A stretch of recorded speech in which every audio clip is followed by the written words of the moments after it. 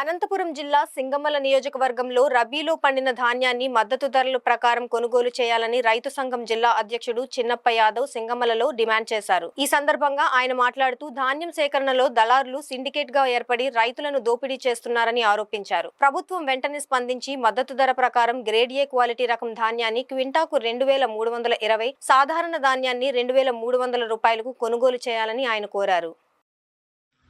రబీ పంటలకు మద్దతు ధర ప్రకటించాలని చెప్పి ఆంధ్రప్రదేశ్ రైతు సంఘం ద్వారా డిమాండ్ చేస్తున్నాం.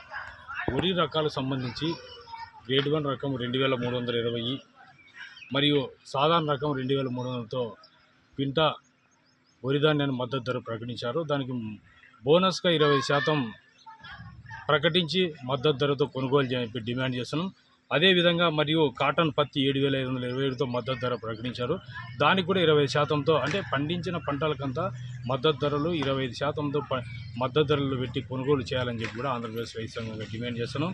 అదేవిధంగా పెసలకు సంబంధించి దాదాపు జొన్నలకు సంబంధించి 2090, అదేవిధంగా కొర్రలకు సంబంధించి 2500, అదేవిధంగా మొక్కజొన్నకు వచ్చేసి 2225 రూపాయలు. ఈ విధంగా మద్దతు ధరలు ప్రకటించారు. కానీ ప్రభుత్వం అయితే ప్రకటించింది, కానీ కందులు కూడా 7550 రూపాయలు. ఇదిగో ఈ రోజు లాక్ చేసి ఆ రోజు లాక్ చేయడం అని చెప్తున్నారు. కానీ అదనంగా బోనస్ ఉందంటే ఆ పంటలకు మద్దతు ధర ప్రకటించడం వల్ల రైతులకు ఏమాత్రం ఉపయోగం లేదు. ఇప్పటికైనా ప్రభుత్వం స్పందించి మద్దతు ధరలకు అదనంగా బోనస్ 20% కల్పించి మద్దతు ధరతో కొనుగోలు చేశారు. రైతులు అంతో ఎంతో గిట్టుబాటు ధర కల్పించడం అవకాశం ఉంటుంది. లేకుంటే రైతులు పూర్తిగా నష్టపోయేదానికి అవకాశం ఉంటుంది. కాబట్టి ఇప్పటికైనా ప్రభుత్వం స్పందించి రబీలో పండించిన పంటలకంతా మద్దతు ధర ప్రకటించాలి. ఎందుకంటే